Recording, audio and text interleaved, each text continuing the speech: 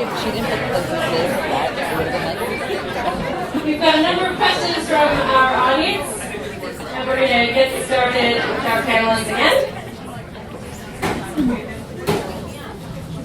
So I'll begin by thanking you for the quality of your questions. We've got some really good questions here. Thank you for keeping it respectful. And before we get into those questions, though, Naomi said that she wants to discuss a trafficking case that she read, so I'm going to hand it over to her, and then we'll do some questions. Yeah, so I just wanted to briefly mention R versus Byron, B-Y-R-O-N. It's an Ontario Superior Court decision, 2013. There's two decisions, so there's the sentencing decision, then there's like the verdict. So in this decision, there was a human trafficking victim. Her initials were IB. She was what you would quote classic human trafficking victim. She was a ward of the state, had bipolar, had FAS, and she was lured under. I hate that word because who lures a traffic victim to Montreal on. She thought she was going there for a trip. So what ended up happening was she ended up going there with another human trafficking victim. I can't remember their initials, but once she got, she was like, this is I need to get out of here. So she got out of there. Ivy was stuck in Montreal with the human trafficker. And in the decision, paragraph 31, it just resonates the issue with criminalizing just even youth. So she had to stay in Ontario, and if she didn't stay in Ontario, she would be arrested because she would be violating her conditions, which is kind of weird because how does a ward of the state have conditions on them? And why would they get arrested if they violate those conditions? And so what ended up happening was there's paragraph 31, R versus Byron, the decision literally says that IB feared her arrest and that's why she didn't call for help. That's not the words verbatim, but it just resonates so much with the points that and Lena was saying, sorry, was emphasizing when you criminalize sex work, it does nothing for human trafficking victims. And that's, even for youth, when you criminalize youth, does nothing to protect them. So that's what I just want to say. Thank you. Bad decision too. Perhaps we'll get a list of references that we can post on the Winnipeg Work Group website, and it will be everybody's reading assignment. Students, super excited here. So, into the next question round, and these are questions from you. The first question is, Amy, what are some transferable skills that sex workers have? Okay, so there's many. Trying to narrow it down. If we make our own websites, website creation, running a business and everything that comes with that, marketing and promotion, photography, if we take our own photos, customer service, life skills, in a world that sees us as disposable, and how life skills around surviving and living in that kind of world, sussing out potential clients, communication, diffusing situations. And I guess lastly, I just want to say that sex workers are super strong, powerful, awesome people with lots of skills. Naomi or Anita, did you have anything to add on that point? I don't have any. If you've been a sex worker, you can do anything afterwards, if only the world will let you. Okay, thank you very much. Our next question is, what resources are in place to support trans sex workers? Is there room for improvement? Who wants to answer that one? Do you want to specifically? No. So I don't believe there's any trans-specific resources for sex workers in Winnipeg. Globally there are networks and organizations that do support trans sex workers and organizations that support sex workers of all genders. In Winnipeg, we don't have a huge support landscape, but there are definitely lots of supportive people in the trans community and lots of supportive people in the sex worker community. who are also well versed in trans issues and the specific intersections of being transgender and doing sex work. So if you are personally are looking for resources, or if you know somebody who is, you can certainly get in touch with the Winnipeg Working Group, and we can help you out with sourcing some of those, or just with community building and providing support. Thank you. And just a quick note, the Winnipeg Working Group has an email address that you can access on the Winnipeg Working Group Facebook page, or you can message on the Facebook page, but it's, easier if you want to be private to message via the old school email. Was that an appropriate use of old school? I am also old school. Next question. First, I'm sure it's safe to say, on behalf of everyone here, thank you for your transparency. I am proud. This is a quote from a member of the audience. Second question, second point. To your knowledge, what is the market for female clients like, and is the experience different with them?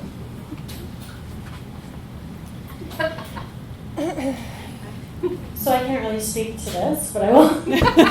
I will just say, from my own experience, I've worked for almost 20 years, and I've had maybe one female client. So can't really speak to that, but I think there might be reasons why that is. Maybe other people more eloquent can speak to. I can certainly speak to it. So I think that there is a much smaller market for female clients for a lot of reasons. Some of it has to do with stigma around women and sex, how women are supposed to, not want sex, not be excited about sex. There's this idea that women should just be able to go out and get sex from, whenever they want it, which might be true for some people, but not necessarily everybody. And also, when we look at systemic sexism, women often have less financial power, they have less disposable income, and so, even people who do feel comfortable paying for sex work may not have the luxury of going and hiring a sex worker. That said, in some parts of the industry, such as exotic dancing, there's a fair number of female customers, as there's a lower bar of entry to becoming a customer. Can I talk about you? So one of my friends works in a massage parlor in Vancouver, and about 1/3 of her clients are couples, so heterosexual male-female couples. So there is certainly a growing number of female clients in certain sectors of sex work, but overall, it's still a majority of male clients, and I think that there's a lot of reasons for that. And I personally have never had, when I was a dancer, I had lots of female clients, but other than that, I've never had any female clients. I think I've had like one person send me an email and then faded away. Okay, are we done with this question? I feel like we are. All right. Next question. What do you feel are key tactics to reduce stigma surrounding sex work and sex workers, both external and internal stigma?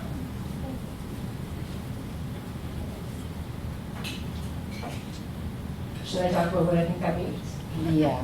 Okay. So external stigma, we know stigma that comes from outside us and gets applied to us for various reasons. And internal stigma, it's a sort of internalizing of the idea that one is sort of tainted or dirty or doing something wrong or deserving of bad things. So to talk about the external, I think it's just important to acknowledge the use of language and how you speak about sex work, and just even today, before we started, use the terms that the people want to be using, and don't impose terms and labels on people, because those labeling is really it can happen in violent ways. So just to be conscious of that, and that's a tactic that you can do tonight, coming here and using the term sex worker instead of other horrible labels. So I think about external stigma, particularly for people who aren't sex workers. You can really look critically at the way you're consuming media and how sex workers are represented in media. There's a staple dead hooker joke, which contributes to the way that society devalues the lives and bodies of sex workers. You've probably all seen that kind of joke in various types of pop culture. So be critical of that sort of stuff and speak out about it. Don't perpetuate that sort of stuff. Be kind, be nice to sex workers. As I said before, I guarantee you that everyone in this room probably knows a sex worker in their lives, even if they don't know that they know a sex worker. So the way that you interact with the world, the way you talk about sex workers when you don't think that there's any sex workers around is either going to contribute to stigma or it is going to help reduce stigma. And if you can create a safe space for sex workers to come out, they may come out to you. And I think that a really big part of reducing stigma for any marginalized group is other people getting to know people from that group as human beings, as complex individuals. We've certainly seen a reduction in stigma around being queer, and certainly visibility has helped that. So work at creating a space where it's safe for sex workers to be out and to self-identify. For sex workers, combating internal stigma, I would say find community. Hang out with other sex workers, shoot the shit, talk about your work, be able to talk about the complexities of your work. So, you need to have space to talk about when you had a really shitty day or a really shitty client. You also need to be able to talk about how much you like your work sometimes and how great the money is. And not have to worry that any one thing that you say about your work is going to follow you around forever. Do lots of self-care. Remember that you're awesome and you're doing hard emotional labor and you are using your body to make a living, and that is kind of awesome. And if you're in this work and you don't want to be,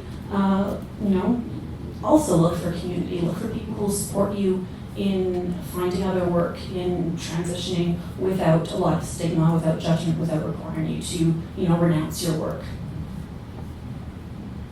Nope, I think everyone covered If I could add something, for those of us who are not sex workers, we also need to think about the ways that horse stigma affects all women, and slut shaming and any sort of restrictions or the things that we think we should or shouldn't do around sex and sexuality are very much related to the kinds of stigma that sex workers experience very literally, but many of us experience at the symbolic level. So we want to really start thinking about sex and sexuality as things that are everyone is entitled to have, and we can have sex however we want to as long as it's consensual, and anybody can have any sex that they want as long as it's consensual and not hurting anybody. So unless, they want to be hurt, which is something you can consent to as well. So we are all implicated in horse stigma, whether or not we are applying it directly to sex workers. We are all implicated in the violence that sex workers experience if we're not addressing stigma around sex and sexuality, particularly for women, but for all people on a daily basis, and trying to sort of unlearn the very negative things that the dominant culture in this country teaches us. Next question. It seems that all the panelists agree that underlying issues of poverty, racism, homo or transphobia, etc., push people into sex work. How can we work together to cross the divide between those of us who think all sex work is exploitation or human trafficking, and those of us who think sex work is a choice made freely?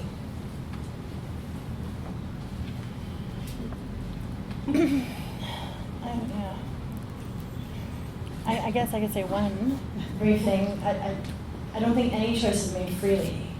I think, as I had mentioned earlier about choice, and the continuum and different experiences, how people experience choice in their life. I guess that's what I wanted to add there, is that I don't think there's like a this and a that. Like it's not a choice, it's not it's more complex than that. So bridging the divide in just like understanding that like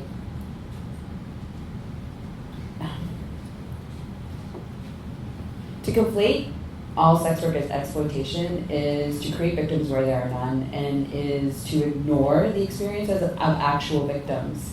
And that when we do that, we waste resources. So I think that there is definitely some validity in acknowledging both sides of this, the A, B, black and white. But it's also important to acknowledge that like people,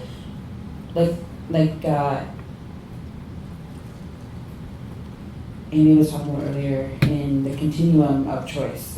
We don't just, one day you're not a sex worker, then the next day you are a sex worker. It's to really understand the complexities of choice. I don't know if that really answers the question. I think we're doing well. I think we should continue. So I think part of bridging that gap is recognizing that there are a diversity of experiences and diversity of motivations that happen within sex work, and that every one of those experiences is valid.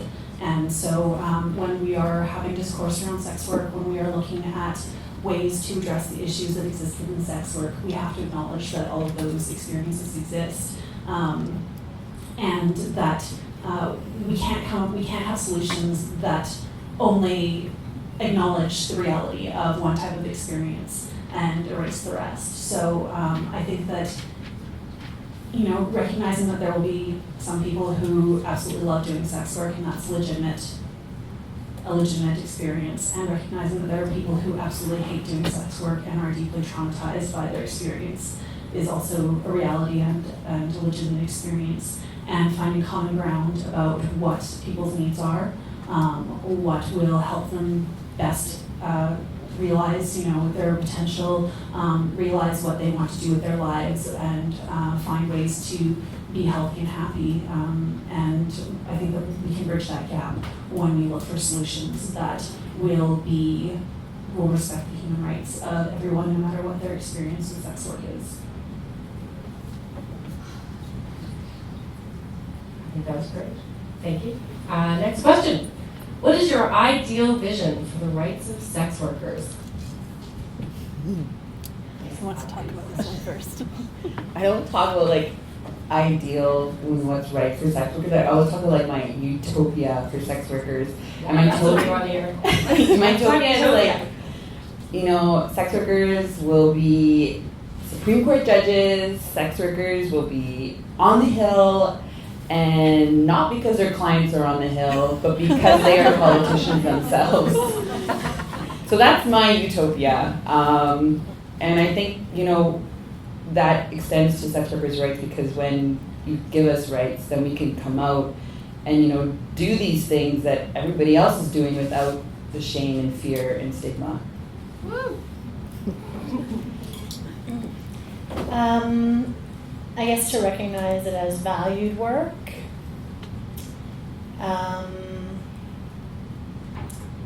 And to have rights that everyone else that aren't sex workers have. Yeah, that's kind of simple, but sort of what I'm thinking in my head at the moment. So I envision a world without stigma where, being a sex worker is like being a cab driver or a teacher, or, it's something that you do because it either makes sense, or you love it, or it's something that you're doing for now. And I imagine a world where, things like poverty are properly addressed, so that, nobody is working in sex work because they have to, because otherwise they're going to be homeless. So that, when we talk in this ideal utopian world, when we talk about sex workers, we're only talking about people who are there because they want to be there. And, there are no degrees of economic coercion, or, the coercion of capitalism pushing people into doing sex work because they don't want to end up on the street, or they don't want to go hungry. So I think that, in an ideal world where we had a really functioning social safety net and where everybody was properly taken care of by our communities and by our government, that would get pretty close to an ideal world for sex workers already, and then we could start to really address stigma actively. Thank you. And I would add, based on the things that I've heard the three of you say in other contexts and some of the things that we're reading in the research, sex workers having access to health care in this country where we are all supposed to have access to health care, and health care that is accessible to them and without stigma, where they can be honest about the work that they do and not receive terrible treatment as a result, or not be tried to rescue right out of the emergency department. Sex workers being able to access the supports that they need through that social safety net, and also the kinds of supports that they need when they are trying to exit, if they need to exit. Sex workers being believed if they've been assaulted. Sorry, I'm getting away from the utopia. Sex workers being able to be believed when they are assaulted, not being dropped off by violent clients in front of the police department as the ultimate fuck you because we know you're not going to report. These kinds of stories are very common, and in the utopia, they should not be allowed. They wouldn't exist. Also in Utopia, all of our clients would be super hot, interesting, and very wealthy. I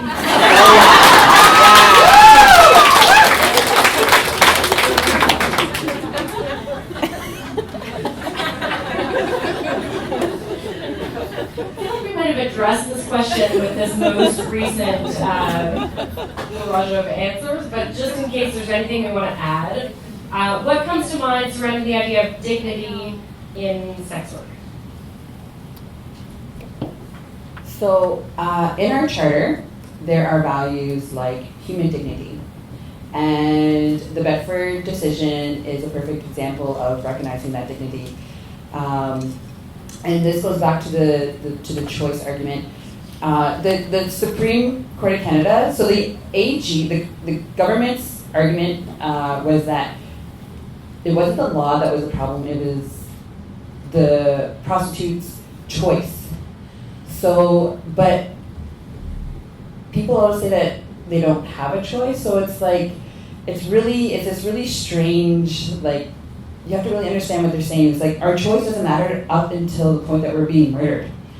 And that's really goes to the essence of, like, human dignity. It's like, when does our human dignity matter? Does it matter when we're living, or does it matter when we're dead? And I think, like, the Bedford decision, like, that's just, like, the essence. It's just being like, we do have human dignity, and it doesn't boil down to our choice. And it's in the charter, and yes. You can't have dignity without having your agency respected. So I think that in order for sex workers to have their human dignity realized, we need to really acknowledge and respect that everyone who's doing sex work has agency, and that, you know, they know that they're the experts on their lives, and we need to recognize that sex workers get to make their own decisions in their lives, and that we're not victims unless we claim that label for ourselves. You know, forcing somebody to adopt a label that you think belongs on them when they don't want it and they don't identify with it, that's a loss of dignity.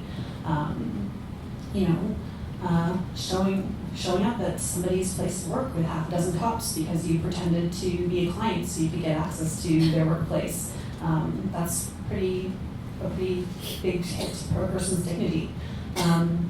So I think that, you know, we can just treat sex workers better, and people will be able to fully realize their human dignity.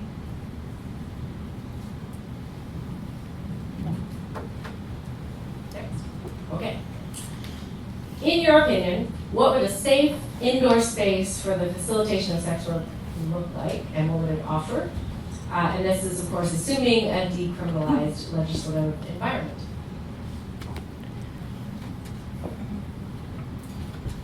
Cats everywhere. Sorry, I say it. Folks, you read my mind. Come see me after. I want to see a picture of my cats. But seriously, personally, obviously not speaking for everybody, I'd like to see So indoor, right? Yeah. I'd like to see more of a co-op style, right, where people can contribute how much they can somewhere. Maybe rooms be rented at a really small amount of money, so people have access to it. So I'm not a big fan of sort of a top-down, big business style. That's that's my for now. Oh, I was just gonna say, like, indoor, outdoor, like, it's more fluid than that. Like, people work indoor in many contexts. So just, I think it's more important to, like, allow sex workers to, like, if they want to work out of their own home, let them work out of their own home. Like, and that sounds like a crazy idea, but some people can't afford an extra space, or some people just don't want to work with other people, and that's very valid too. Yeah. So I think an ideal space would be one where you don't have to worry about getting evicted by your landlord because you're doing sex work, even if you're doing it quietly and discreetly and independently. In spaces where there's multiple sex workers working out of one space, either having an opportunity for everyone to work collectively but independently, make their own decisions about their business, which clients they're going to see, what kind of sex work they're going to do. And in situations where, there is, not everybody wants to work independently. Some people would prefer to have somebody who, handles all calls and booking and cleaning up the room afterwards, and they just see clients. And in those situations, I think spaces that are safe, that are pleasant to be in, that have normal working hours, that respect the labor laws, that provide people with at least a minimum or ideally a living wage for the hours that they're not seeing clients, and spaces that provide all the benefits of employment because it's employment. And even legal types of sex work, such as working in strip clubs and stuff, because sex work is stigmatized. Often these organizations, break the labor laws. They treat you like an employee when it's convenient for them, and treat you like a contractor when it's convenient for them, which means that it's never going to be convenient for you, and you might end up paying to work sometimes rather than making money. So I just think that workspaces that treat sex work like it's actual work because it is, and respect the labor laws, and where sex workers can feel empowered to file a complaint if labor laws are being broken would be a really ideal and much better way to work. We have one more question, and then I'm going to give each of the panelists a chance to add anything that they want to cover, just in case there's things that have come to mind since or whatever. But we have a question that says, how do media campaigns about sex trafficking negatively affect those who are being trafficked?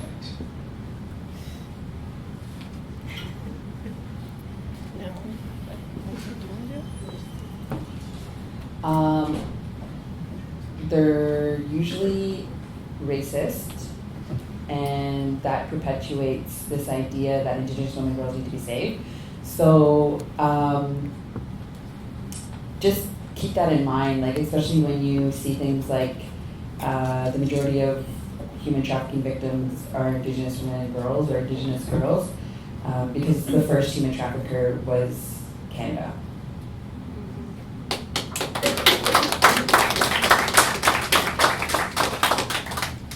So media campaigns around human trafficking, as I've talked about earlier, tend to conflate sex work with trafficking.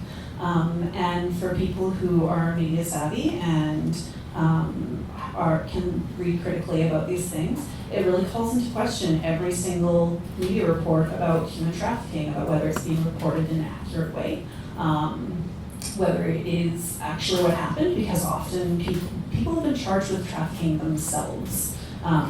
This is a very common thing in Alaska. If you are a sex worker, you can be arrested and charged with human trafficking for trafficking yourself.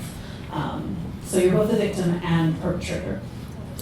So the way that the media talks about human trafficking doesn't separate clearly from sex work, which then calls all reporting about human trafficking into question. In addition, there's a huge waste of resources, and media campaigns about human trafficking tend to focus on rescuing people and then conveniently ignore what happens to them after they've been rescued. They tend to, whip up a lot of moral outrage about what is genuinely an outrageous situation, without really any regard for what the victims need, what would be ideal for them, how they're going to be impacted by these campaigns. These big media campaigns have a tendency to lead to increased policing, which impacts both sex workers, people who live on the street, pretty much anyone who isn't, middle class and the right color, and then when people are rescued, whether they are trafficked or not, the rescue is often traumatizing and violent. And if a person's already been in a traumatizing, violent situation, helping them should not exacerbate that. Having the police come in, handcuff you, arrest you, question you, this is not an appropriate way to treat somebody who is a victim. But this is the type of behavior that follows from these media campaigns. And then, as I said before, people get deported. They are not connected adequately to real social services that they need. They are not given long-term mental health care or housing. These media campaigns serve the media and they serve the public's interest in being outraged, but they don't actually serve human trafficking victims who need really complex and nuanced services. Their stories are too complicated to make good media fodder. So we tend to look at it in a way that sort of reduces them to a convenience for the media for consumption. And that's not okay. Did I miss anything? No, I think that was very comprehensive. So I'll just invite any of the panelists, if you have anything you want to add. Actually, I think you forgot a question. Yeah. I've run through some questions here. Nope. We're going to give the panelists each a chance to say, add anything if they want to add anything, and then we will wrap up. So is there anything you would like to add? Oh, sorry, the microphone. No, it's not. There's a lot of things I can add, but we're wrapping up, so I would say if you're an ally and you're in this room and you want to help sex workers, many ways you can do that. Support your local sex work group who very often doesn't have funding. So with money or services you can offer, right? That kind of help, right? Things that they might need. And also read Naomi's blog, which is amazing. And other sex work blogs, but Naomi's blog. That's what I want to say. And donate to my blog. Yeah. Sorry, I forgot that. No, that's okay. Yep. Give sex workers your money. Seriously. Listen to sex workers. Really listen to sex workers. We all have our own unique experiences. And also listen to the evidence, because there's a lot of stuff being done out there for sex workers and to sex workers that might seem like a good idea if you don't really think about it too hard, but the evidence says otherwise, that when sex workers have been interviewed, when they've been studies on interventions and stuff about what sex workers need and want, and a lot of things seem like they might be a good idea, but they're really not. They're destructive to sex workers. They are harmful. The idea of criminalizing clients might seem like an okay idea if you don't think about it too hard. But at the end of the day, sex workers still need to make a living. And when you criminalize our clients, you criminalize us, and you take away our opportunities, and You force us to work in more dangerous, precarious conditions. And quite frankly, I don't think anyone's ever said, you know what I would really like? I wish I was more criminalized. I wish the police would harass me more. I wish that it was harder to do my work. That would be really great. I don't think any sex worker has ever said that. So, there may be a lot of different ideas and paths to achieving various goals, but at the end of the day, sex workers want dignity. We want to be able to pay our bills and maybe make more money than just paying our bills, and we want to be safe and respected and acknowledged as part of our communities. We're here. We are part of your communities. So, be nice to us. And on that note, I'll ask you to join me in thanking our panelists for the evening.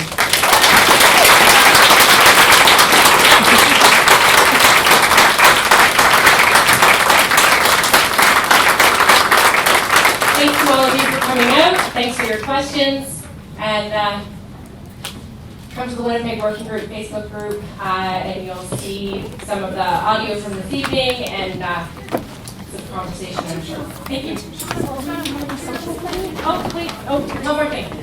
There are some pamphlets and information booklets up here on the table.